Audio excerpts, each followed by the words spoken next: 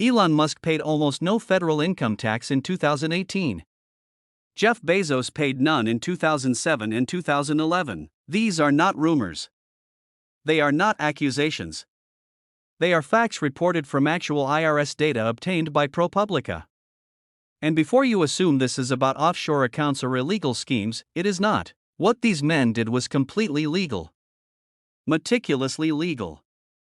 In fact, it was so legal that their financial advisors have been recommending the same basic structure to wealthy clients for decades. The strategy has a name inside financial circles. They call it buy, borrow, die. And once you understand how it works, you will realize that wealthy people are not just playing the same game as everyone else but with more money. They are playing an entirely different game. With different rules. On a different board. And the gap between those two games is not talent or luck or even hard work. It is a mechanism. A legal, structured, deliberately maintained mechanism. And it runs on borrowed money. Here is the thing about income that most people never question. When you earn money, the government taxes it.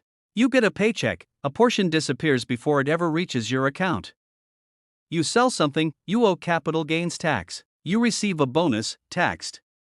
You inherit money above a certain threshold, taxed. Almost every way that money moves toward you, there is a levy waiting at the door. Except one. Loans are not income. When you borrow money, the IRS does not consider that taxable. It is not a gain. It is a liability. You owe it back, so it does not count as earnings. It does not get taxed. Now here is where it gets interesting. If you are rich and your wealth is tied up in company stock, you technically have enormous value sitting there, but you cannot spend stock at a grocery store. To access that value without borrowing, you would need to sell shares. And the moment you sell shares, you trigger a capital gains tax event. Depending on how long you held the stock, you could owe 15, 20, even 23% of the gain to the federal government. On a $1 billion sale, that is potentially $238 million gone in one transaction. Or you do not sell. You go to a bank, you pledge your stock as collateral, and you borrow against it. The bank gives you cash. You spend the cash. You pay zero income tax on that transaction. And your stock stays intact, continues to appreciate, and continues to compound. You just accessed hundreds of millions of dollars and your tax bill was nothing. Let us walk through a concrete example because the math here is important. Imagine you own $5 billion worth of stock in a company you founded. That stock is growing at roughly 10% per year, which is a conservative estimate for a successful company. That is $500 million in new value created every single year, just from the stock appreciating. Now you want to fund your lifestyle. Maybe that lifestyle costs $50 million a year. Yachts, properties, private travel, whatever it is. $50 million. Option 1. You sell $50 million in stock.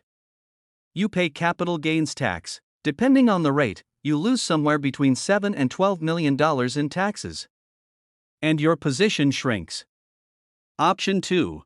You borrow $50 million against your stock portfolio at an interest rate of, say, 2 to 3%. Your annual interest cost is roughly $1 to $1.5 million. Your stock is still growing at 10%. Your net position is still expanding by hundreds of millions. And you paid $1.5 million in interest instead of $12 million in taxes. The math is not close. Borrowing wins by a factor of 8. And critically, the interest you pay on that loan is sometimes tax deductible if structured correctly, which makes the comparison even more lopsided. This is not a loophole someone stumbled upon. This is architecture. Now you might be thinking, fine, but eventually they have to pay it back. Eventually the bill comes due. That is where the third part of buy, borrow, die becomes one of the most quietly radical things in the American tax code. When a wealthy person dies, their assets pass to their heirs.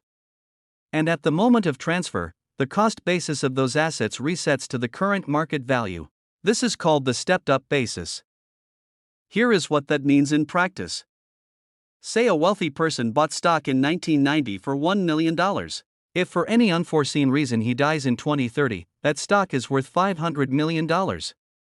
Under normal rules, if he had sold that stock during his lifetime, he would have owed capital gains tax on the $499 million gain. But he never sold. He borrowed against it. He lived on the loans. He died holding the stock. His heirs inherit the stock. Its cost basis resets to $500 million, the value at the time of his death. If they sell it the next day, they owe zero capital gains tax on those $499 million in gains. The entire appreciation, accumulated over 4 decades, gets wiped clean at death. The loans get repaid from the estate. But the tax on the underlying gains simply disappears. Legally. Permanently. By design. Now here is where the irony gets almost too clean to be real. The same banks that charge ordinary people high interest rates on car loans and credit cards are the same banks offering ultra-low interest collateral loans to billionaires. Because billionaires are the safest possible borrowers. Their collateral is stock in massive publicly traded companies. The risk to the bank is almost zero. So the rates are almost zero. Meanwhile, the average American carrying a credit card balance is paying somewhere between 20 and 28% interest annually. On money they borrowed to survive, not to avoid taxes. One group borrows as a financial strategy.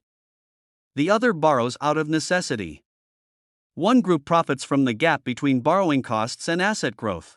The other group falls deeper into it. Same system. Same banks. Radically different outcomes. This is also worth saying clearly because it often gets lost in the political noise around this topic. This is not about whether rich people are good or bad. That is a different conversation. This is about understanding that the financial system has 2 operating modes and most people do not know the second one exists. Mode 1 is the version you were taught. Work, earn, pay tax, save what is left, invest if you can afford to. This mode works. Millions of people build stable lives inside it. But it has a ceiling built in because every dollar you earn gets taxed before it compounds. Mode 2 is the version that runs in parallel. Hold assets, borrow against them, never realize a taxable gain, pass wealth to the next generation with the tax liability erased. This mode has no ceiling that anyone has yet found because the compounding never gets interrupted by a tax event. The uncomfortable truth is not that rich people cheat.